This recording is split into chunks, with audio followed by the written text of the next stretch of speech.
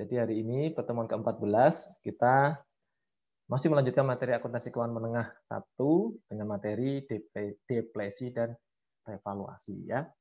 Jadi mohon maaf kalau saya tidak bisa menampakkan wajah saya yang sedang pakai kacamata hitam. Ini untuk mengurangi radiasi cahaya yang makin nggak enak. Oke, gimana tadi kuisnya gampang kan? Saya bikin kuisnya dari soal latihan aja biar teman-teman nilainya lebih bagus lah dari yang kemarin-kemarin ya. Oke, teman-teman semua, tidak terasa kita sudah sampai ke pertemuan keberapa sekarang? 14 ya. Ini berarti ketemu dong hari minggu-minggu terakhir ya teman-teman ya. Pekan depan adalah pekan terakhir insya Allah ya sebelum UAS. Jadi rasanya gimana nih? Tinggal pertemuan terakhir nih rasanya senang, bahagia, cemas, galau. Gimana nih Mas Mbak? Rasanya otak kayak Nano Pak. Nano ya. Ketoprak gado-gado. Kan jadwal ujiannya enak kan, udah kita buat enak tuh. Fokus 3 mata kuliah tiap minggu, jadi nggak kayak kemarin yang minggu pertama langsung 5 gitu ya. Nah, ini ada bisa fokus, minggu pertama cuma 3, minggu kedua cuma 3. Ya. Mudah-mudahan sih dengan kita atur jadwal seperti itu, teman-teman bisa lebih optimal ya. Oke. Jadi hari ini kita menuntaskan materi akuntansi aset tetap ya. Dan ke depan itu sudah masuk ke intangible asset ya, aset tak berwujud ya. Nah, bagian akhir dari aset tetap ini sampai kepada depresi ya. Depresi sebagaimana penyusutan yang sudah pernah kita diskusikan ini khusus untuk aset yang berupa natural resources ya. Barang pertambangan, tambang mineral, tambang batu bara, tambang emas ya. Kemudian tambangan minyak dan gas bumi gitu ya. Yang memang agak unik ya, setelah kita ambil bahannya itu dari perut bumi, memang secara kandungannya dia berkurang mengalami depresi, tapi itu menjadi tambahan persediaan buat perusahaan tambang itu ya, karena itu bagiannya itu yang merupakan persediaan ya, baik dia berupa bahan mentah maupun barang yang mungkin langsung dijual bisa jadi ya. Artinya memang kalau teman-teman lihat di video saya itu ketika ada depresi ya dia justru malah mengakui adanya inventory ya. Dan nanti inventory akan menjadi beban seiring dengan kalau dia dijual dalam bentuk nanti COGS kan gitu ya. Nah, ini yang secara singkat depresi seperti itu ya. Beda dengan yang kemarin, kalau depresiasi memang kita langsung akui sebagai beban seiring dengan berkurangnya masa manfaat aset tetap. Nah, kalau ini diakui dulu sebagai inventory gitu ya. Kemudian inventorinya seiring dengan waktu nanti kalau dijual akan menjadi COGS, artinya jadi beban juga ya. Nah, yang menarik memang ketika setelah belajar depresi ini nanti ada materi mengenai revaluasi ya. Revaluasi itu seperti kebalikan dari impairment yang kemarin teman-teman pelajari ya. Kalau impairment itu berkurangnya nilai aset karena apa? Recoverable amount-nya lebih rendah daripada carrying amount. Sementara kalau revaluasi justru kebalikannya ya. Ternyata fair value-nya lebih tinggi ya. Dan kalau revaluasi ini nggak bisa berlaku buat semua aset. Kita harus milih kelompok aset tetap mana yang kita targetkan untuk dikenakan kebijakan revaluasi tiap tahun. Ya. Jadi ada kalanya tahun ini revaluasi, tahun depannya impairment, tahun ini impairment, tahun depan revaluasi, gitu bisa muter-muter seperti itu ya. Oke, kan ini pertemuan kita jadi agak tertinggal ya teman-teman ya. Teman-teman malah sudah belajar praktek AKM dulu dibandingkan dengan AKM ini ya. Jadi mohon maaf karena hari Rabu kemarin saya ada rapat dadakan hari Rabu pagi ya. Harusnya kan Rabu pagi itu saya asesmen wawancara ya. Tapi gara-gara ada rapat jadi asesmen saya dimundurin di jam perkuliahan. Jadi saya nggak bisa ngajar tepat waktu ya. Jadi saya yakin teman-teman kan sekarang sudah lebih mantap ya, sudah dapat bahan praktik AKM nih dari Pak Lutfi ya. Nah sekarang apa nih yang mau ditanyakan di teman-teman? Atau mau langsung saya kasih kuis lagi? Kuis lagi. Bentar ya, kita buka dulu.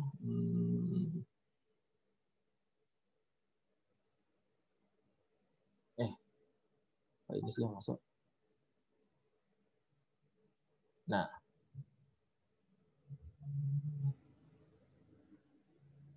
sudah terlihat belum Mas, Mbak? Sudah, Pak. Sudah, Pak. Udah, Pak.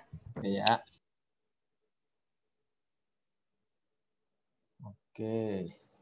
Ini kan kemarin sudah kita jelaskan di video saya itu, kalau natural resources memang yang terkait biological asset ya, aset biologis sudah kita pelajari ketika berkaitan dengan inventory ya.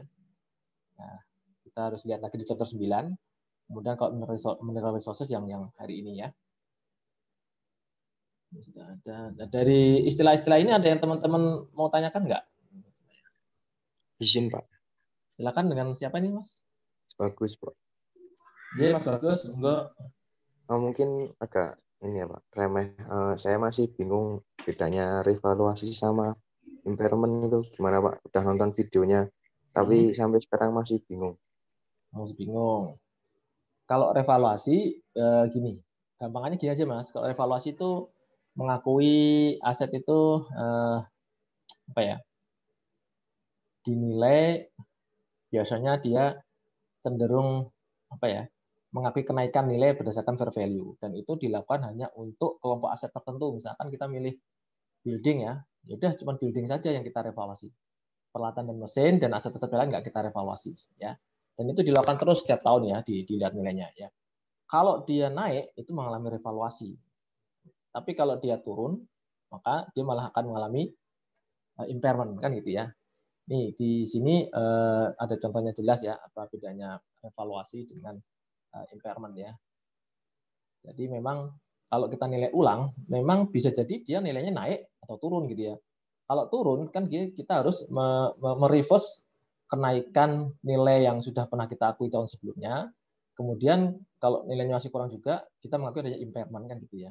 Misalkan fair value daripada gedung misalkan ya.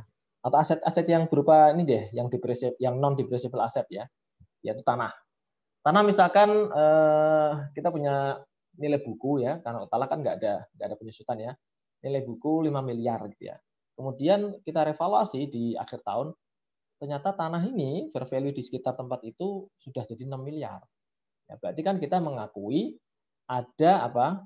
Unrealized gain on revaluation ya. Unrealized gain on revaluation. Jadi kita mengakui adanya keuntungan yang belum terrealisir atas revaluasi. Kenapa dibilang belum terrealisir? Karena kan asetnya belum dijual.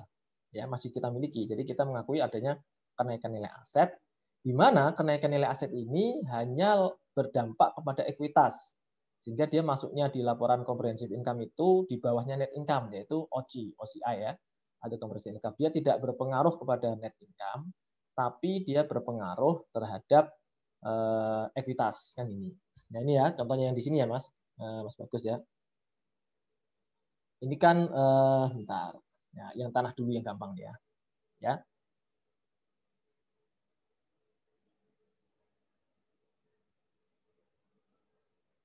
Teret. Nah, mana ya? Ini dia.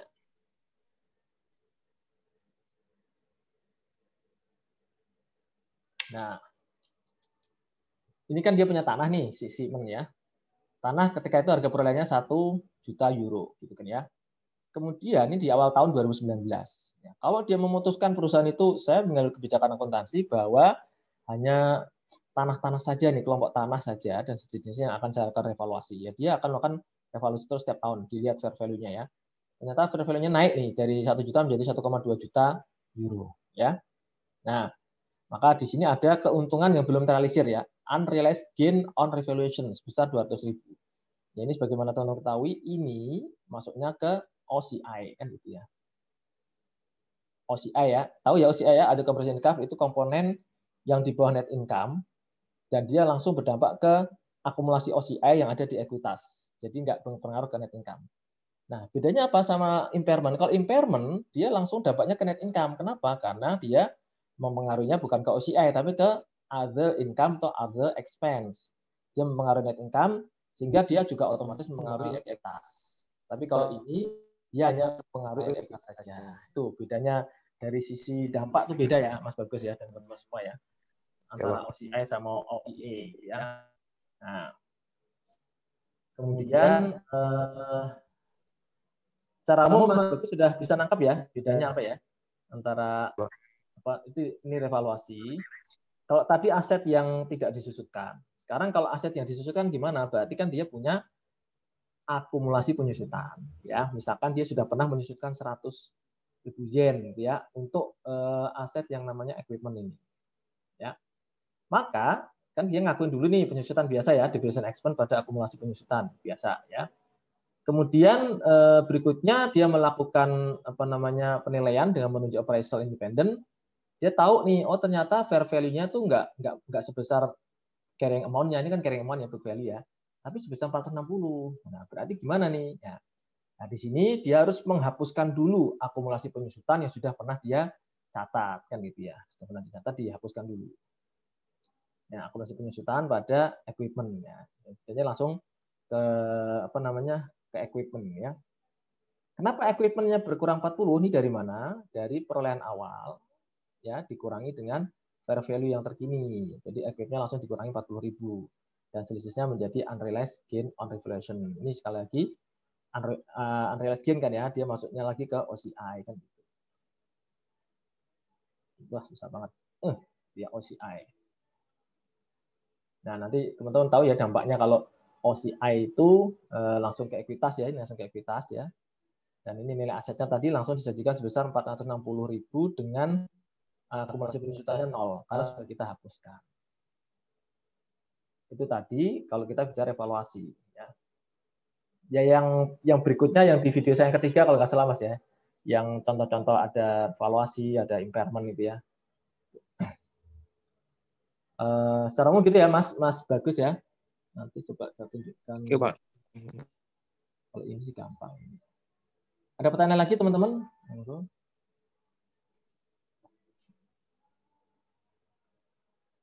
Ya ini prinsip-prinsip ini yang perlu ketahui ya teman-teman ya. Ya ini yang contoh valuation increase, kemudian ada valuation decrease. Namanya revaluasi memang bisa naik bisa turun ya. Ketika turun itulah yang namanya dia akan mengalami impairment kan gitu ya.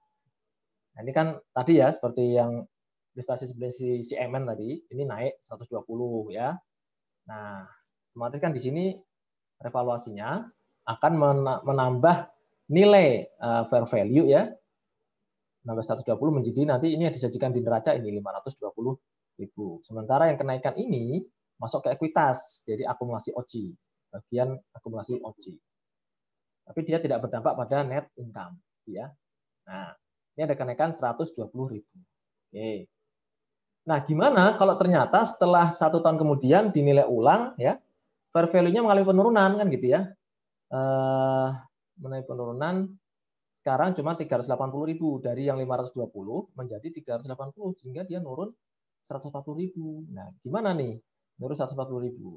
Nah, padahal dia di bawah historical cost. Historical cost-nya berapa? Tadi 500 ya. Berarti ini harus kita inikan dulu, habiskan dulu istilahnya. Kita habiskan dulu semua unrealized gain on revaluation yang pernah kita akui sebelumnya, ya. Tadi kan kita ngakui unrealized gain on revaluation 120 ya, Mas, Mbak. Nah, kita hapuskan dulu dalam artian kita mereverse dari yang di kredit jadi di debit 120.000, ya. Kemudian, nah, justru kita memakai loss on impairment. Dari mana 20.000 ini loss on impairment? Ya, ada yang tahu nggak?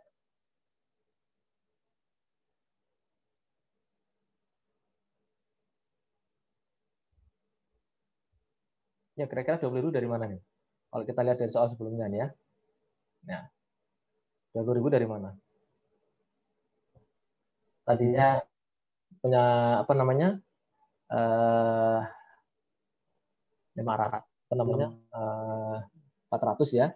400, kemudian direvaluasi jadi 520, kemudian direvaluasi lagi jadi 380 ya. Pertanyaan saya adalah, kalau yang 120 kan memang jelas kita mereverse ya, membalikkan yang unrealized gain. Kenapa? Karena penurunan di tahun 2020 lebih tinggi dari unrealized gain yang sudah pernah diakui di tahun sebelumnya. Maka hapus semua, hilang semua nih unrealized gain-nya ya. Nah, terus kemudian pertanyaan saya adalah, dari mana kita tahu loss on impairment sebesar 20? Dari yang 400, selisih dari 400. Iya, Pak. Selisih dari beginning value-nya ya. Ya, ya, 400.000 menjadi 380.000 gitu ya. Benar. Nah, baru di sini land-nya berkurang 140.000 gitu ya. Jadi jangan cuman wah itu cuman ini kurangi ini Pak. Iya kebetulan dikurangi ini, tapi kita harus tahu dulu nih sebenarnya 20 ini filosofinya apa sih? Bukan hanya sekedar selisih antara nilai lend yang kita kredit dengan nilai unrealized gain yang kita debit, tapi sebenarnya dia juga menunjukkan penurunan recoverable amount ya, yang dari tanah tadi nilainya 400.000 sekarang menjadi 20.000. Itu ya, ini baru dia mengalami impairment karena ternyata recoverable amount-nya dari yang 400.000 ternyata hanya jadi 380.000. Jadi mengalami impairment sebesar 20.000. Gitu ya. Jadi teman-teman pemahamannya jangan hanya sekedar itu selisih antara kredit sama debitnya Pak. Enggak, tapi harus teman tahu 20.000 ini sebenarnya mengindikasikan adanya impairment ya. Selisih antara carrying amount ya atau selisih antara fair value yang sekarang dengan book value yang sebelumnya di awal-awal. Nah, ini mengalami impairment ya. Ini ya teman-teman ya. Jadi kalau dia impairment, dia mempengaruhi net income, tapi kalau revaluasi, dia tidak berpengaruh ke net income, langsung ke OCI. Tapi dua-duanya, baik impairment maupun revaluasi, itu sama-sama berdampak kepada ekuitas. Oke, silakan ada pertanyaan lagi?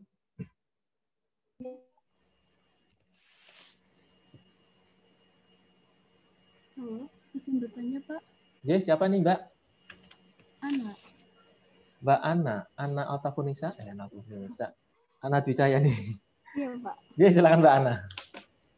Izin bertanya Pak, mengapa revaluasi hanya berlaku untuk aset yang dalam satu kelas aja Pak? Pertanyaan bagus itu. Kenapa coba? Ya ini gini Mbak ya, itu namanya kebijakan akuntansi ya. Kebijakan akuntansi kita harus memilih ya kelompok aset yang menunjukkan proses utama dari bisnis perusahaan tersebut. Ya, misalkan nih sebuah perusahaan transportasi. Ya, perusahaan transportasi itu aset tetapnya paling banyak apa Mbak? Misalkan Damri punya bis banyak dia, atau Garuda deh punya pesawat banyak, ya enggak? Aset utama dia apa? Pesawat kan, karena dia yang mengenerate revenue kan ya, atau enggak? Ya, karena aset utamanya adalah peralatan dan mesin, maka harusnya itulah yang dilakukan revaluasi, karena dia yang berdampak langsung pada sumber utama pendapatan perusahaan dan sekaligus menunjukkan karakteristik dari industri penerbangan. Ya, makanya dia harus milih itu. Nah, itu menunjukkan itu dulu ya. Kemudian alasan kedua adalah kalau itu dilakukan kepada semua kelompok aset, bisa kebayang nggak? Semua kelompok aset itu dilakukan revaluasi itu akan bisa menjadi, mohon maaf ya, semacam munculnya earning management lagi buat perusahaan ya. Nah, nanti semuanya direvaluasi, dinaik-naikkan sehingga dia akan melakukan window dressing ya, mempercantik laporan keuangan agar mendapatkan kucuran dana dari kreditor. Nah, itu hal itu sebenarnya dihindari juga Mbak ya. Karena dia harus firm dulu nih, dia kelompok aset mana yang memang menunjukkan karakteristik utama dari perusahaan tersebut. Tidak bisa semuanya ya. Kalau perusahaan properti misalkan, dia mana yang mau direvaluasi? Kalau perusahaan properti kan justru aset-aset tetapnya itu malah jadi persediaan. Jadi kan malah itu bukan revaluasi, itu nanti jatuhnya ke yang ke fair value-nya tadi ya. Akan beda karena yang evaluasi kan terjadi di aset tetap. Kalau perusahaan itu perusahaan pertambangan, mana yang mau direvaluasi? Kan gitu ya. Oh, berarti tambangnya di mana dulu? Oh, tambangnya banyakkan di tanah. Berarti mungkin tanah yang banyak dilakukan revaluasi karena dia akan mengalami penggerusan gitu kan ya, penggerusan sumber daya alam, sehingga bisa jadi nilai-nilai tanah yang dia miliki itu akan berkurang karena seiring dengan mungkin adanya limbah industri, limbah tambang dan lain sebagainya. Jadi kalau menurut saya ada dua alasan itu Mbak Ana ya. Kenapa tidak bisa dilakukan di semua aset tetap ya? Baik, terima kasih. Ya, pertanyaan Mbak Ana bagus ini. Itu Mbak Ana bisa jadikan pertanyaan penelitian itu sebagai topik KTTA. Keren nggak itu?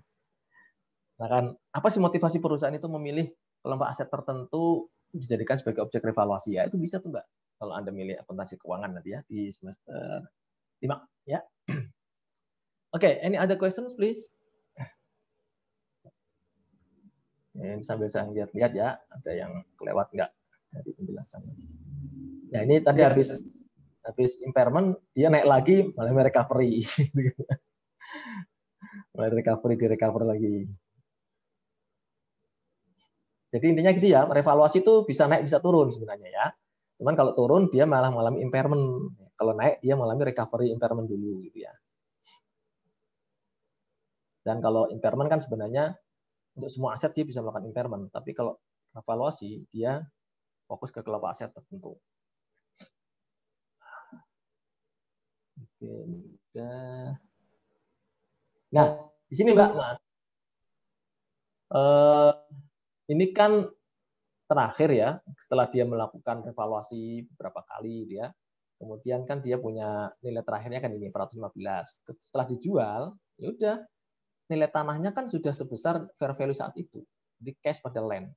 Selesai. Di sini dia harus mengakui adanya realize ya. Ini berarti kan tadinya kan unrealized nih ya, unrealized gain on revaluation ya. Nah, ini kan setelah dia jual kan terima duit nih. Setelah ada duit, maka dia harus mengakui itu sebagai tambahan di return earnings. Jadi ini benar-benar sudah istilahnya mengakui adanya realisasi, ada income. Realisasi income itu langsung ditangkap di kelompok return earnings. Karena sebenarnya dia berasal dari penilaian tahun-tahun sebelumnya kan. Ya, jadi kalau sudah dijual, berarti ini nggak bisa lagi masuk di OCI dong, karena kan di OCI ini kan unrealized nih. Kalau sudah dijual berarti sudah realized. Dia berarti kita transfer langsung ke return earnings supaya menambah komponen ekuitas di statement of financial position. Iya, Mbak.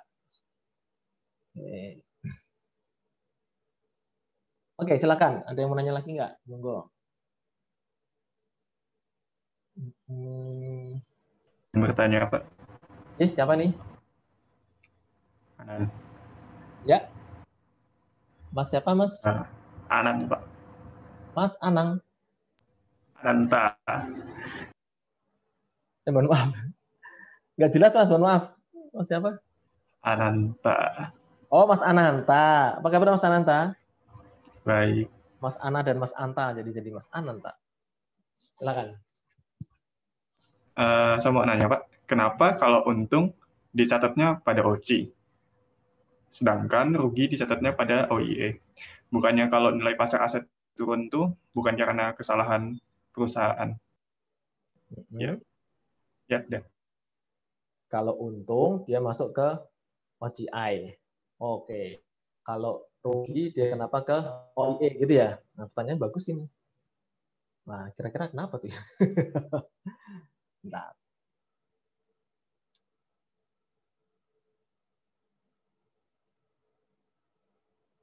Nah, ini berkaitan dengan ini Mas ya. Menurut pemahaman saya ya, perusahaan itu melakukan prinsip konservatisme. Konservatif ya. Artinya konservatif bagaimana? Kalau dia mengalami kerugian, maka akan cepat-cepat diakui, ya, sehingga akan berdampak pada net income, betul nggak? Tapi kalau dia tidak dia mengalami keuntungan yang belum terrealisir, dia nggak mau itu cepat-cepat ke net income, makanya dia maunya ke OCI supaya dampaknya ke ekuitas saja, gitu loh Mas. Jadi memang prinsip konservatisme ini nggak hilang juga dari IFRS ya. Kalau dia punya untung langsung cepat-cepat diakui berdampak kalau dia punya kerugian dia langsung akui di other expense ya. Nah, tapi kalau dia mengalami revaluasi, nah dia akan tahan dulu nih di ekuitasnya ya. Tidak langsung berdampak kepada net income. Kalau menurut saya sih hal yang logisnya seperti itu ya, alam ya. Mungkin ada yang punya pendapat lain dari teman-teman yang lain, silakan ya. Pertanyaan Mas Ananta bagus ya.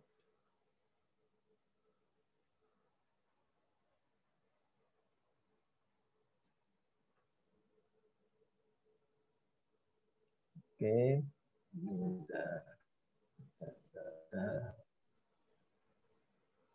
Kemarin sama Pak Lutfi sudah latihan apa aja?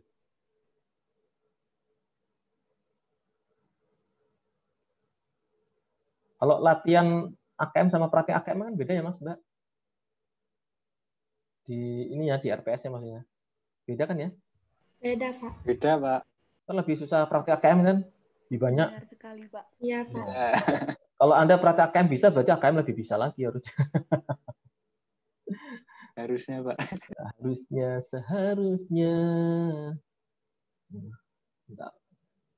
Ini kalau nggak saya habisin, dia nggak bisa ini. Nanti di akhir masih muncul.